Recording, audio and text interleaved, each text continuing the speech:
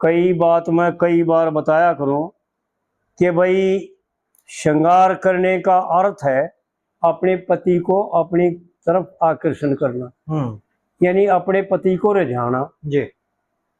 ताकि उसका मन, असली तो ये है शास्त्रों के मुताबिक तो कि सब तरह से अदा बना करके और अपने पति को इतना आकर्षण कर ले, इतना अपने वश में कर ले कि उसका धर्म भ्रष्ट ना हो, पर नारी पर उसका मन चलायमान ना हो। ठीक है जी।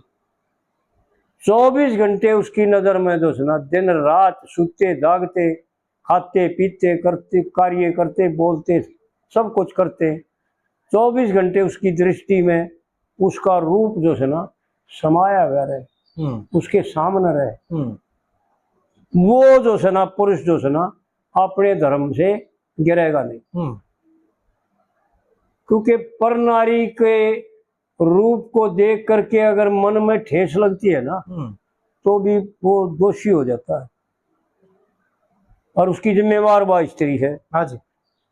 जो अदा बना करके चलती है। ऐसा शास्त्रों का मत है कि जो अपने पति से न्यारी अदा बना करके बाहर निकलती है तो वो वेश्या का दर्जा है उसका, क्योंकि जितने भी जवान स्वतः स्वाभाविक बात है, क्योंकि आंखों का काम है रूप को देखना। हाँ जी।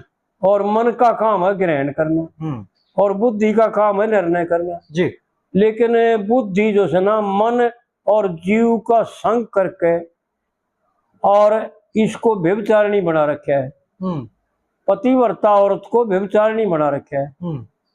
इसलिए जो है ना वह निर्णय लेते कि बहुत सूरत है और फिर मन कहता है तेरे को मिल जाए, तो फिर जीव आकर्षण हो जाता है उसको और वो पाप लग जाता है, उसकी जिम्मेवार वो औरत।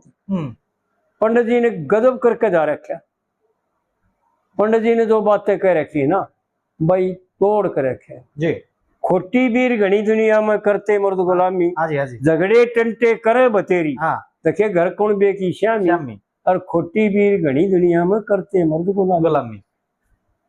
घर में सन सासू के निमित्त का और रूप दिया ब्रह्मान है। यानी पंडित जी ने वो बात बताई कि जो समझ ले चाहे स्त्री हो चाहे पुरुष हो, किसी प्रकार किसी का बात का अहंकार ना करे, अभिमान ना जी। मैंने पंडित जी से प्रश्न किया था कि पंडित जी एक बात बताओ, जिसके मन में अहम और मम है, जिसके मन में मैं और मेरा है, क्या वो पापी नहीं है? तो पंडित जी बोले पापी है, पक्का पापी। तो कहने का मतलब है जिसका मन पराई वस्तु की तरफ जरा सा भी आकर्षण होता है, महात्मा गांधी ने अपनी गीता में लिख रखा है, महात्मा गांधी ने गीता टीका कर रखा है जी। हाँ, वो टीके में उसमें एक का बात हमारी समझ में आई थी, पढ़िया तो सही हो सारा, लेकिन एक बात गजब की थी और वह हमारी समझ में आई। उसने लिखा है कि कोई पथिक रास्ते में चला जा रहा है सफर में और कोई अनजान वस्तु पड़ी है और उसके मन में आई वह वस्तु भाई ठा ले आता, पड़ी सड़क सुननी है किसी की भी कोनी, और फिर उसके मन में विचार आया कि भाई ना किसी की दशा है, तेरा ठाउन का अधिकार नहीं। तो महात्मा गांधी ने ऐसा लिखा है कि वो दंड का अधिकारी हो चुका। हाँ, मन तो कर लिया ना एक बार, मन तो जो है त्रायमान हो लिया उसने, मन में तो धारण कर लिया कि भाई ठा ली मन के द्वारा। और ये सत्य भी है, क्योंकि मन हर मनुष्य 3 तरह से कर्म करता है, मन से और वचन से और बाद में कर्म से जी। यानी तीसरे नंबर पर कर्म है, सबसे पहले मन है और मन के द्वारा वह वस्तु उठा ली तो वो दंड का अधिकारी तो है ही। बिल्कुल बिल्कुल।